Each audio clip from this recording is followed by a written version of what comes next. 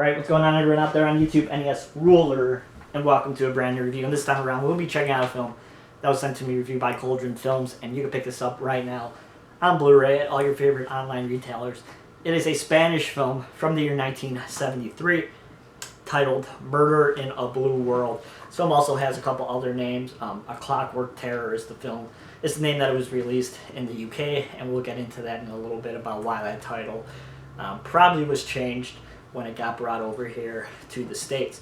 So, Murder in a Blue World. What do I think about this movie? Well, this film is clearly an inspiration by Stanley Kubrick's A Clockwork Orange. I feel like it's already known that. It's talked about. This film is a clear rip-off of A Clockwork Orange. I mean, you even have an ad in this movie on the TV for A Clockwork Orange that shows Stanley Kubrick. And there's just so many scenes in this movie that it's hard to not realize that they're blatantly ripping off A Clockwork Orange. Now, is that a bad thing? No. I feel like it's nowhere near as good as A Clockwork Orange, obviously. And I feel like the film is interesting, but it kind of just ends with a not so satisfying conclusion. And it takes quite a long time to get going, even though the film's only 97 minutes long. And I feel like they kind of do some interesting things that were pretty provocative and interesting at the time.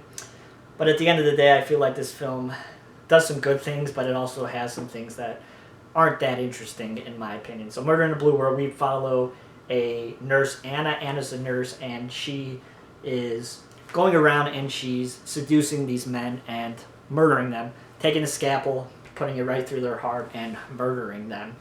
And the people that she are going after are, at the time, what you would say outcasts. She goes after a gay man. She goes after a guy that's down on his luck, a guy that doesn't quite know who he is sexually yet, things like that. Guys that aren't sure what their place is in the world. And her reasoning is she's doing this to put them out of their misery before this mean world swallows them up, and ultimately they're going to kill themselves anyway, because this takes place in like a futuristic dystopia kind of world where a lot of things are brainwashed by the government through the TV. Like a lot of the ads and things like that are brainwashing the residents of this futuristic world. So one day, Anna is seen dumping a body of one of her victims into a river, and is seen by a gang member that is pretty similar to Alex in A Clockwork Orange. He's part of this gang. They wear these like glass orange futuristic biker helmets, very similar to the gang in A Clockwork Orange. And he has seen Anna throw this body into this river, and he ultimately follows her to her house and sees her commit another murder. And he basically blackmails her into giving her money if he doesn't squeal that she is murdering all these boys, because the cops think it's this guy that's going around and targeting the gay community and knocking them off, and that's who's responsible for these murders. They have no idea that a nurse from the hospital is responsible. And that's basically about it. You know, it's not that complex or not that interesting. Along the way, we meet Anna's boyfriend, who's a doctor, who's in charge of, basically what he does is he captures delinquents and he saps their brains in a way very similar to A Clockwork Orange with Alex, where they, try to reform him into society with his, with the scene with his eyes open. That's very iconic. They try to do that in this movie, but instead they shock delinquents' brains to try and reform them into becoming non-violent. And it really doesn't go anywhere. They discuss it a little bit towards the end of the film with their success rate, but it's not really talked about too often. I feel like that's kind of the case with this movie, is they don't really talk about a lot of the points of why Anna's doing this.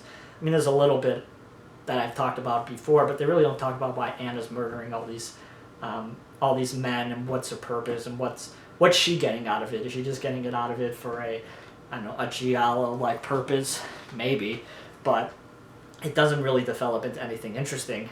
And, sure, this movie could be seen as a giallo / slasher kind of story where it's very formulaic Anna going around murdering boys and trying to get away with it. But I just don't think it's that interesting overall. I feel like it's still worth a watch at least once. I'm happy I watched it because I have heard about this movie, and this director, you know, he made Cannibal Man, is that the name of it, which is on the Video Nasties list. So, you know, I've been familiar with him and his work for a little bit. So it's finally cool to see some of these films. And this is a brand new 2K restoration of this movie. It looks really, really good, really solid. The colors pop. It's very light on the film grain. So if you're like me that likes that, you're probably going to enjoy this. So the transfer is really, really nice. You have the English dub and the Spanish language dub with English subtitles on this. I mean, it's just your typical 1970s dub. It's not good. I mean, both the English and the Spanish dub is really, really bad in this movie. It kind of adds a little bit of a charm to it, but I watched the Spanish dub with the English subtitles. I always try to watch movies in the original language that the film came from, and it's not a good dub. And there's actually a special feature on here with the guy that dubbed this movie into English, and it's quite interesting to listen to a person talk about their history with dubbing films. A really cool featurette. I feel like not too many other companies have a feature on somebody who's dubbed movies. And then also there's like a video essay on this movie from a UK film scholar. It's about 15 minutes long and talks about the history of the director and some of his other films and this movie and what it's trying to say and things like that. Really interesting. I love video essays. And then we have a commentary track by another film historian, Image Gallery, and a VHS TV cut of this movie, which I don't really know what the difference are, but that is on here. It's the Clockwork Terror, which I talked about earlier, VHS cut. Since this movie was so influential by Clockwork Orange, they named the film Clockwork Terror in the UK, and I mean, it's pretty blatant as you watch the film. And we got an archival interview with Chris Meacham, who is one of the stars of this movie. So, a pretty nice package here from Cauldron of a pretty not talked about film. The release, you just get your typical Cauldron. They like these black discs and your reversible cover art, if you want to call it that, image from the film. Then you have your cover, box cover art, and your back. So another great release here from Cauldron. They released some really interesting films. They have some really interesting films coming out in the future.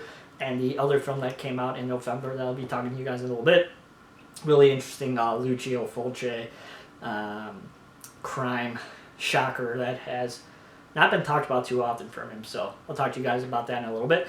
But that's my review of Murder in a Blue World. If you guys like this review, please give it a thumbs up.